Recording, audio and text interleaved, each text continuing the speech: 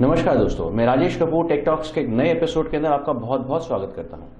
दोस्तों, हमारे एपिसोड्स के अंदर हम नॉर्मली साइबर थ्रेट्स के ऊपर बातें करते हैं और साइबर सिक्योरिटीज को उससे जोड़ने की कोशिश करते हैं कि हमारे थ्रेट्स को हम लोग किस तरीके से मिनिमाइज कर सकें या फिर बिल्कुल ही खत्म कर सकें। बहुत से एपिसोड्स हम लोगों ने बहुत से एक्सपर्ट्स के साथ में किए, जिसके अंदर हम लोगों ने इन साइबर सिक्योरिटीज के वेरियस ऑप्शंस को आपके सामने रखा, आपसे डिस्कस भी किया और हम लोगों ने ये बताया भी साइबर थ्रेट्स को यदि हमें चैलेंज करना है, साइबर थ्रेट्स को यदि हमारे को टैकल करना है, तो साइबर एक्सपर्ट्स की हमारे को कितनी जरूरत है। ये टॉपिक बहुत ही नए हैं, ये सब्जेक्ट्स बहुत ही नए हैं, इसी वजह से आपका पूरा ध्यान हमारी तरफ आकर्षित हो रहा है। इसका हमें आपकी ईमेल से इल्म समय समय पर होता रहता है।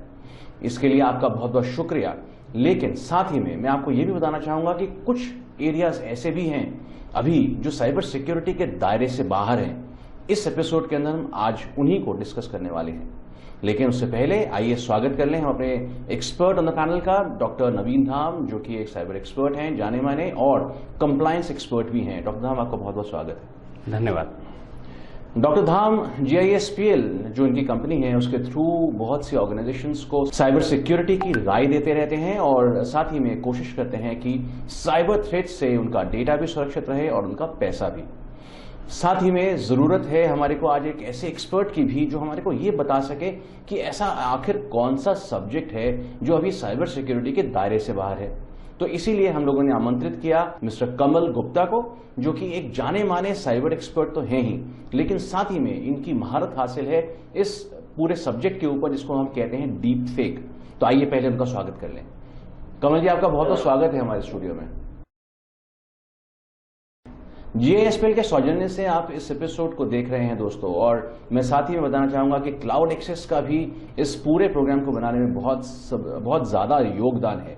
क्लाउड एक्सेस एक ऐसा प्लेटफॉर्म है जहां पर हम लोग साइबर सिक्योरिटीज से लैस एक प्लेटफॉर्म आपको ऑलरेडी प्रदान करते हैं। आप यदि अपने किसी भी सॉफ्टवेयर को इस प्लेटफॉर्म के ऊपर डालेंगे तो आप निश्चिंत होकर उसका इस्तेमाल कर सकते हैं, क्योंकि क्लाउड एक्सेस ऑलरेडी उन सभी साइबर सिक्योरिटी के सॉफ्टवेयर से इक्विप्ड है जिसकी बातें हम यहां पर एक्सपर्ट से समय समय पर सुनते रहते हैं। तो आइए शुरू करते हैं आज का प्रोग्राम। सबसे पहले मैं कमल गुप्ता जी से ये जानना चाहूंगा कि आखिर डीप फेक क्या है और हम लोग इसको किस तरीके से इंडस्ट्री के अंदर फैलते हुए देख पा रहे हैं। Ji Kamal ji, over to you now. Thank you ji. Deep fake एक ऐसी टेक्नोलॉजी है जो कि आर्टिफिशियल इंटेलिजेंस से होती है। आर्टिफिशियल इंटेलिजेंस आज की डेट में हर एक इंडस्ट्री के अंदर हर जगह मैंडेटरी चीज हो गया, बिकॉज ये हर एक को एक नेक्स्ट लेवल पे लेके जाती है कि हमें काम कैसे करना चाहिए, आगे क्या क्या हम अपने बिजनेस को बढ़ा सकते हैं। आर्टिफिशियल इंटेलिजेंस का ये एक प्रारूप है जो कि जिसको कि हम कहते हैं generative artificial intelligence. Generative artificial intelligence का ही एक पार्ट है जिसको हम डीप फेक कहते हैं। डीप फेक एक न्यूरल टेक्नोलॉजी है जो कि 2 न्यूरल नेटवर्क से बनती है, जिसको कहते हैं जनरेटर प्लस डिस्ट्रक्शन।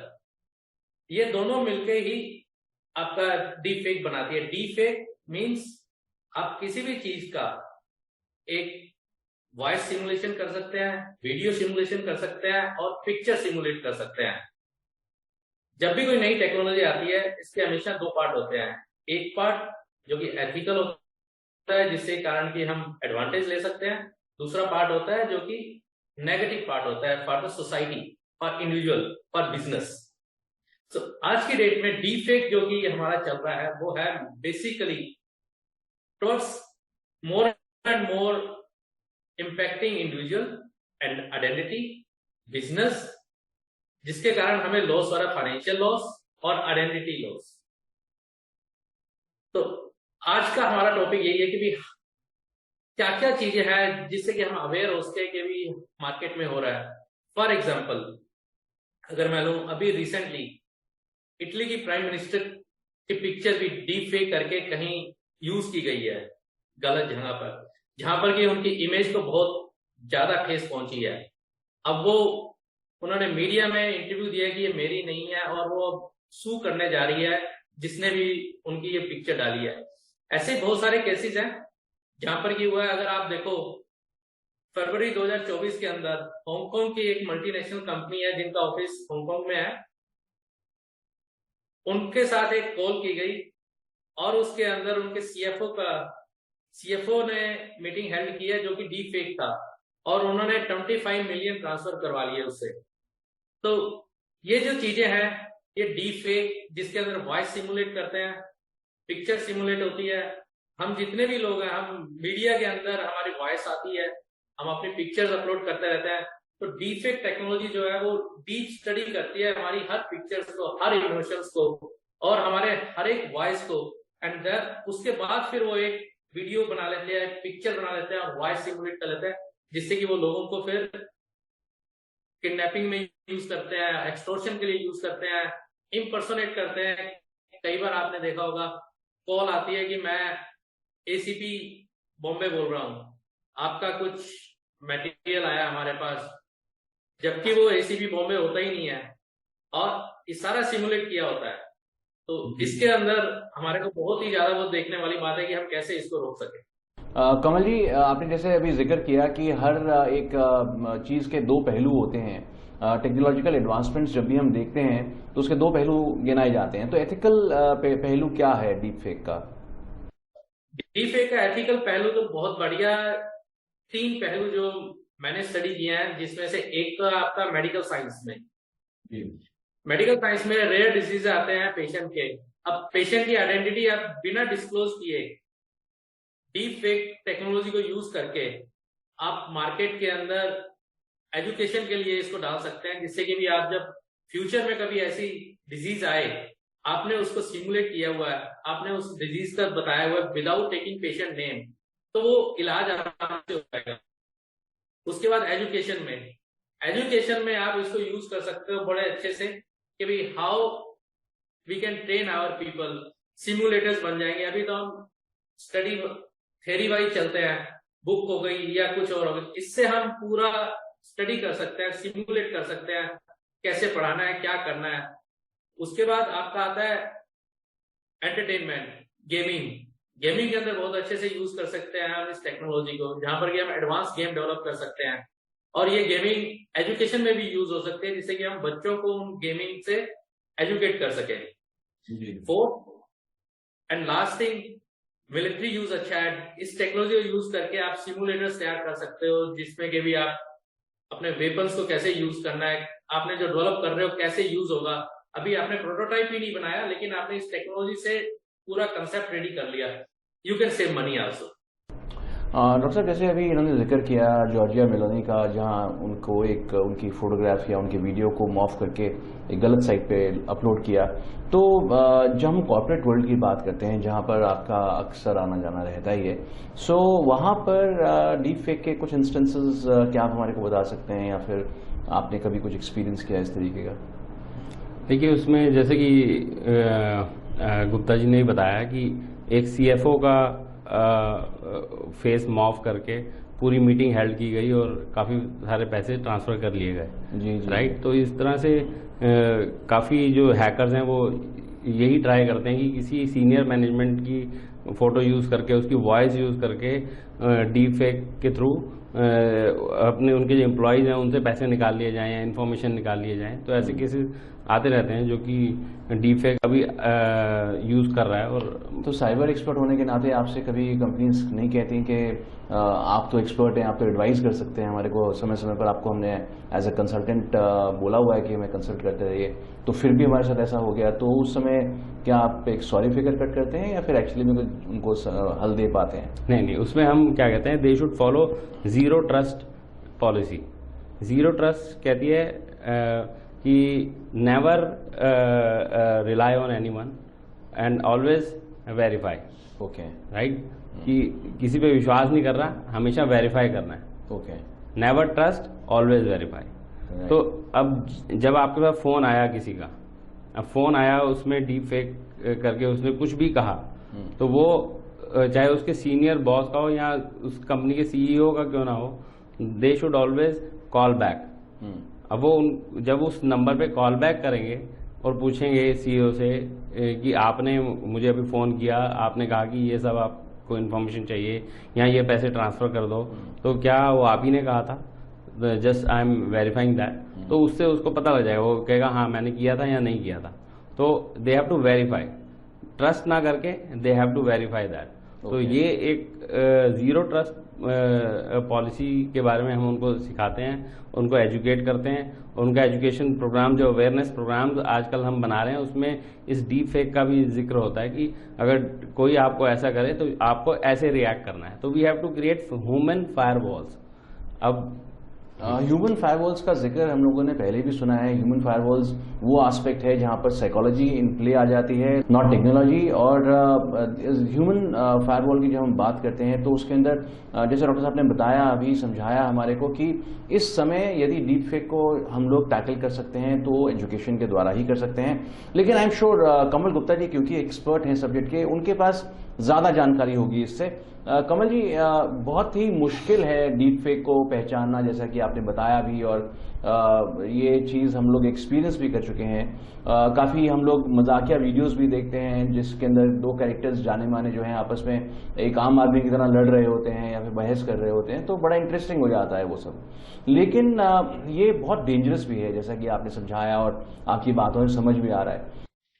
तो इसमें दो चीजें हैं जो इंडस्ट्री और इंडिविजुअल दोनों को मिलकर काम करना पड़ेगा, जिसमें एक तो एथिकल रहना पड़ेगा। एथिकल के लिए यह है कि भी आप वो काम करें, इस टेक्नोलॉजी को यूज वहां करें जहां पर कि इसका अच्छा यूज हो, किसी को हार्म ना पहुंचाए।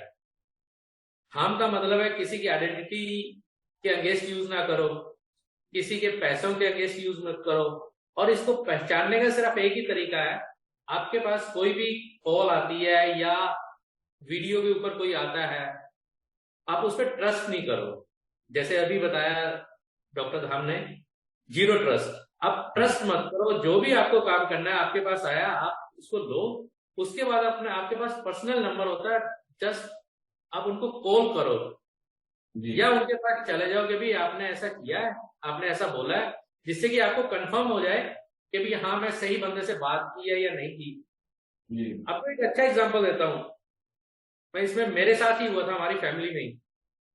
हमारे पास एक मैसेज आता है कि भी ये मैं मेरे चाचा का नाम लिया कि मैं ये बोल रहा हूं और मुझे इतने पैसे चाहिए।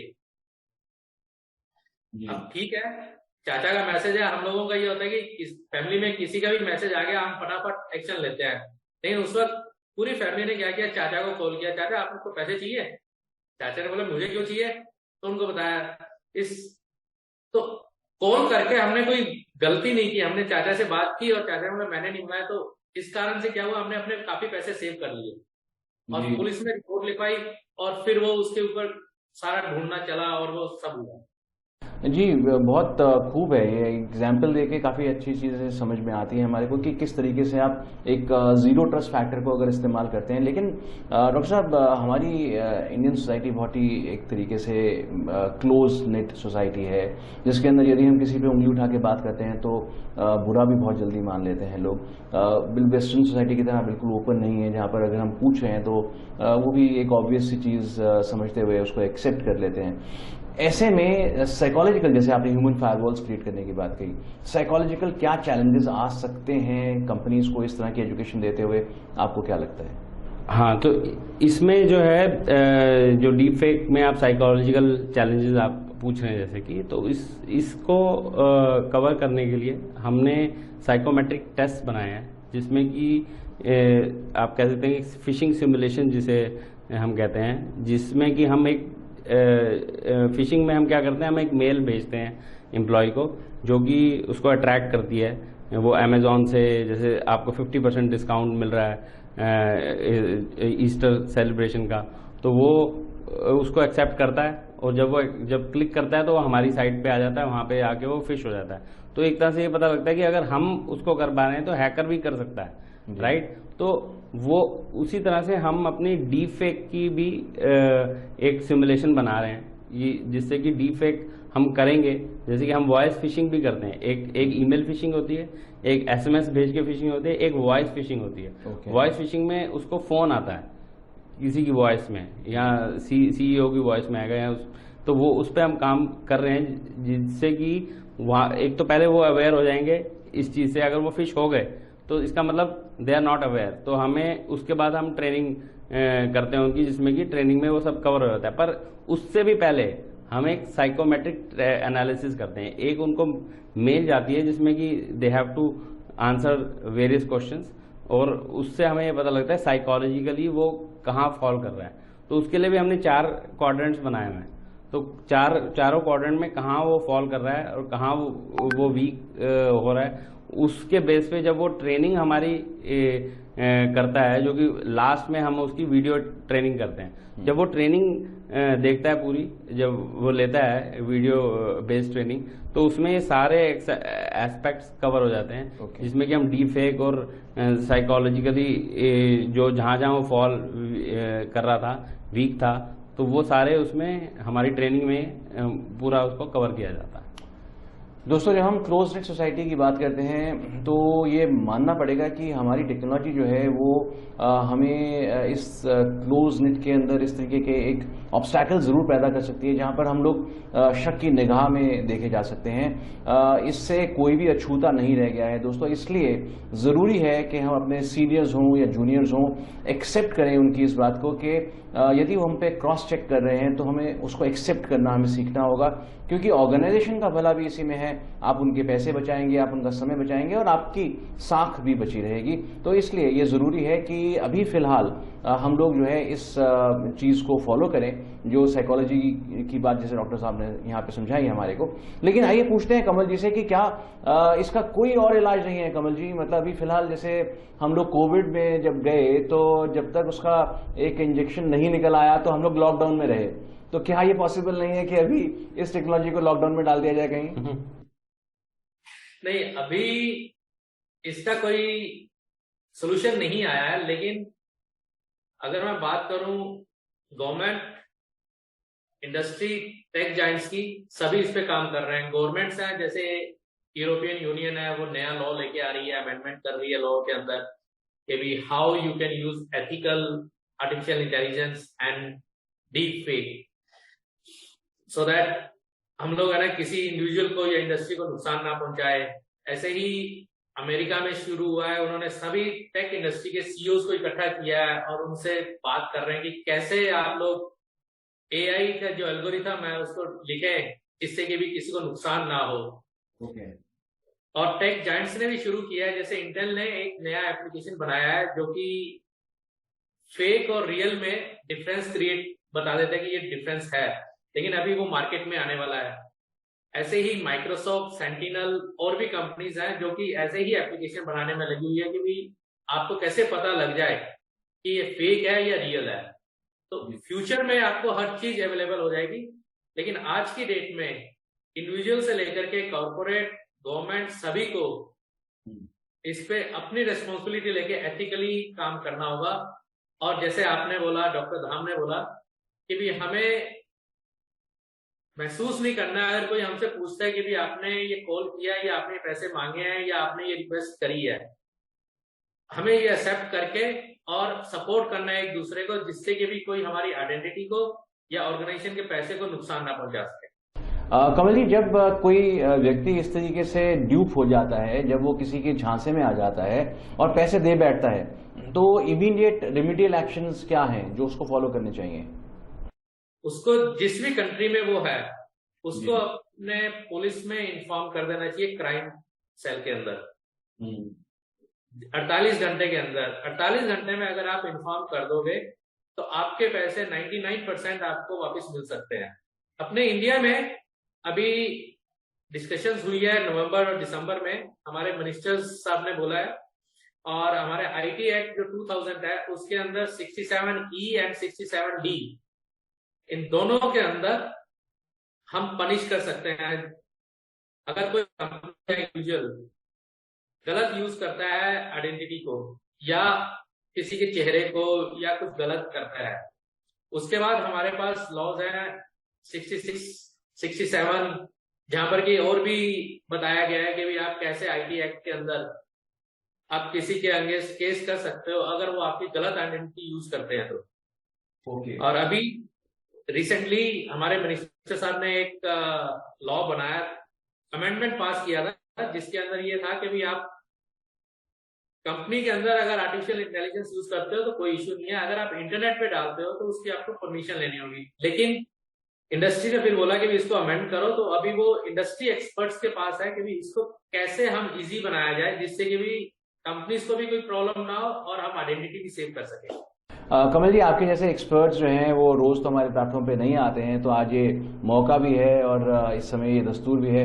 मैं आपसे कुछ चीज़ें एआई के विषय में भी क्लियरिटी में ले लेना चाहता हूँ। जैसे हम अक्सर काफ़ी सारी नई टेक्नोलॉजीज को एआई से जोड़ने की कोशिश करते हैं, आपने भी अभी नाम लिया उसका, तो इसका जो डीप फेक का एआई से ताल्लुक क्या है आखिर?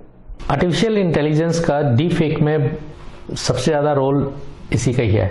इसको समझते हैं, आर्टिफिशियल इंटेलिजेंस के 3 पार्ट हैं। मेजर है आर्टिफिशियल इंटेलिजेंस, जो कि हम मशीन को एक इंसान की तरह सोचने, समझने और काम करने के लिए तैयार करते हैं आर्टिफिशियल इंटेलिजेंस के थ्रू। आर्टिफिशियल इंटेलिजेंस का एक दूसरा पार्ट है जिसको हम कहते हैं जनरेटिव आर्टिफिशियल इंटेलिजेंस।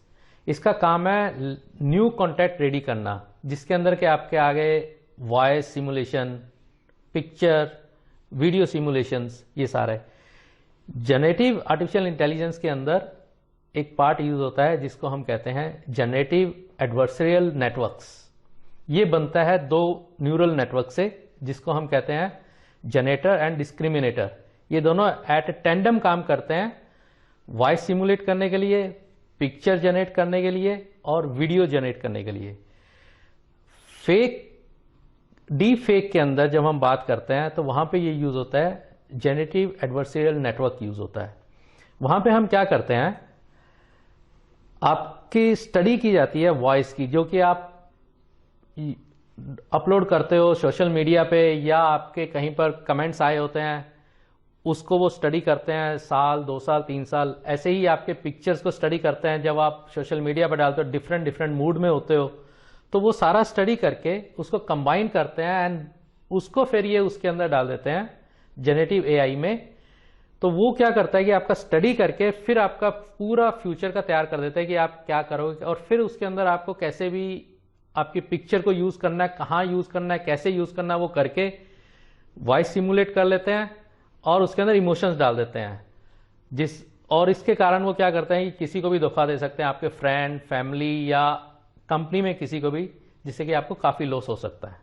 अब आर्टिफिशियल इंटेलिजेंस का एक यूज केस बताता हूं, जो कि आज की डेट में अगर आपने सुना भी हो, म्यूजिक इंडस्ट्री में बहुत यूज होता है कि भी आप कैसे उसको सिमुलेट कर लेते हैं आवाज को गाने के अंदर। वैसे ही आर्टिफिशियल इंटेलिजेंस में अगर किसी की वॉइस को आपको फेक करना है, कैसे करेंगे? आपकी आवाज रिकॉर्ड कर लेते हैं वेव फॉर्म में, उसकी टोन क्या है, कैसे बोला आपने वर्ड बाय वर्ड, फिर वो दोबारा देखते हैं कब आपने क्या बोला, किस इमोशन में बोला, क्या टोन में बोला, वर्ड बाय वर्ड वो हो जाता है। तो ऐसे वो एक सीरीज ऑफ इमोशंस, टोन, वो सारा रिकॉर्ड कर लेते हैं। उसके बाद वो सारा उसको एक पैटर्न बना लेते हैं। उसके बाद आपका कुछ भी बोलते हो, कैसे भी बोलते हो, वो जैसे चाहेंगे वैसे उस वॉइस को यूज करेंगे। और आपके किसी भी ऑर्गेनाइजेशन में आपके सीनियर, जूनियर को जैसे वो चाहेंगे वो अपनी आवाज में बोलेंगे, लेकिन उनको लगेगा भी आप बोल रहे हो, और उसी टोन में हर एक वर्ड किस टोन में आप बोलते हो, किस इमोशन से बोलते हो, वैसे ही आएंगे। तो सामने वाला सोचेगा कि आप बोल रहे हो, जबकि वो बोल कोई और रहा होता है। तो ये एक आर्टिफिशियल का इंटेलिजेंस का रॉन्ग यूज है कि भी लोग कैसे यूज कर रहे हैं, जिसके अंदर के भी आज का मेन मुद्दा यही था कि भी हमें कैसे इसको पहचानना है। और डीप फेक का ताल्लुक अभी हम लोगों ने समझा कमल जी से डिटेल में। डॉक्टर साहब, मैं यहाँ से आपसे पूछना चाहता हूँ कि जैसे आपने शुरू में बात करी ह्यूमन फायरवॉल्स की, तो क्या ये पॉसिबिलिटी है कि अभी, क्योंकि जैसे कमल जी ने बताया हमारे को कि कोई ऐसा कोई पुख्ता सा सोल्यूशन तो है नहीं कोई इसके लिए, तो क्या आप समझते हैं कि साइकोलॉजिकली यदि हम ट्रेन करें या फिर उनको एक अवेयरनेस देने से ही काम चल जाएगा फिलहाल? बिल्कुल, अभी क्योंकि टेक्नोलॉजी में इसका कोई तोड़ नहीं है जिससे कि हम पता लगा सकें कि ये जो जो सामने से कॉल कर रहा है या जो भी वीडियो कॉल आ रही है वो एक्चुअल में डीप फेक है कि नहीं। तो इस केस में बस हम अपने एम्प्लॉयज़ को जो है स्ट्रॉन्ग कर सकते हैं in terms of training by providing the training to them. तो ट्रेनिंग हम इस तरह से दें कि उसमें सारे ये वाले फैक्टर्स इन्वॉल्व हों, जहाँ की हम ये बताते हैं कि ऐसे इन केसेस में क्या किया जा सकता है। तो हम जैसे कि अभी भी कर रहे हैं, जितनी भी हम अपडेटेड ट्रेनिंग्स लेके आ रहे हैं उसमें हम डीप फेक का जिक्र कर रहे हैं। अच्छा। तो वो उसमें जब आपको ऐसा कॉल आए तो उस केस में क्या एक्शंस लेने हैं उसके ऊपर हम काम कर रहे हैं, जबकि हमारी ट्रेनिंग में आ चुका है वो। और जो फर्दर जो सिमुलेशंस हैं, जो अभी तक ईमेल फिशिंग है, एसएमएस फिशिंग है और वॉइस फिशिंग है, तो वॉइस फिशिंग और उसके साथ साथ हम डीप फेक फिशिंग भी लाने जा रहे हैं अपनी फिशिंग सिमुलेशन में, जिससे कि हम कंपनी से परमिशन लेके उनके CIO का फेस यूज करके कॉल करें उनके एम्प्लॉयज़ को, और उनको उस टाइप में ये देखें कि उस समय उस वक्त वो क्या एक्शन लेते हैं, क्या वो राइट एक्शन ले रहे हैं क्या, या वो उसके झांसे में आ रहे हैं। तो ये भी हमारे पाइपलाइन में है, जिसमें कि हम सिमुलेशन में ये डीप फेक सिमुलेशन भी लाने वाले हैं। बहुत बढ़िया दोस्तों, ये एक ऐसी टेक्नोलॉजी है जिसे अभी हम लोग ज़्यादा समझे नहीं हैं, जो अभी इतनी रैम्पेंटली यूज़ हो भी नहीं रही, लेकिन बहुत ही खतरनाक भी हो सकती है यदि इसको हम लोगों ने गलत तरीके से इस्तेमाल किया। तो चांसेस कंप्लीट रहते हैं। कोई भी टेक्नोलॉजी जब आती है हमारे सामर्थ्य को और बढ़ाने के लिए आती है, लेकिन उसका एक मिसयूज जब होना शुरू हो जाता है तभी हमें डॉक्टर धाम जैसे एक्सपर्ट्स की जरूरत पड़ती है, जो हमें टाइम टू टाइम ये गाइडेंस दे सकें कि किस तरह से अपने काम को हमने करना है, सो दैट हमारा डेटा भी सिक्योर रहे, हमारा पैसा भी सिक्योर रहे और हमारी साख भी जो है वो खराब ना हो, गुडविल भी बनी रहे। सो दोस्तों, इसके साथ ही मैं स्पेशल एपिसोड को यहाँ विराम देना चाहूंगा। बहुत बहुत धन्यवाद करता हूं मैं अपने एक्सपर्ट्स ऑन द पैनल का, डॉक्टर नवीन धाम का और कमल जी का। कमल जी से यदि आप संपर्क साधना चाहते हैं तो उनकी डिटेल्स मैं यहाँ पर दे रहा हूँ। एक बहुत ही बेहतरीन साइबर एक्सपर्ट हैं, आपको हर तरीके से गाइड करेंगे। डॉक्टर नवीन धाम अपने फील्ड में इतना वर्चस्व हासिल कर चुके हैं और इतना एक्सपीरियंस होल्ड करते हैं, जो भी आपको कंप्लायंसेस की रिक्वायरमेंट्स हो या अपने ऑर्गेनाइजेशन की सिक्योरिटी से रिलेटेड कोई भी इशू रहे आपको, तो आप डॉक्टर धाम से इस नंबर्स पे संपर्क कर सकते हैं। क्लाउड एक्सेस एक ऐसा प्लेटफॉर्म है जिसे इजाद किया गया एक ऐसे तरीके से काम करने के लिए कि जब आप उसके ऊपर अपना सॉफ्टवेयर रखें तो वो ऑलरेडी हर तरीके से सिक्योर करके उसका यूज आपको करने दे। सो क्लाउड एक्सेस को अपनाइए दोस्तों और सेफ रहिए हर प्रकार से। और क्लाउड एक्सेस को संपर्क करने के लिए नंबर्स भी आपको मैं यहाँ पर दे रहा हूँ। जुड़े रहिए हमारे साथ, अपने टॉपिक्स को हमारे साथ शेयर करते रहिए। ये टॉपिक भी आप ही ने हमें सजेस्ट किया था, इसीलिए हम लोग यहाँ पर लेके आ पाए। ऐसे ही नए टॉपिक्स को हमें बताने के लिए आप हमारे को संपर्क कर सकते हैं। हमारे संपर्क के लिए नंबर्स यहाँ दिए जा रहे हैं। जुड़े रहिए और हमारे साथ यूं ही अपना प्यार बांटते रहिए। धन्यवाद।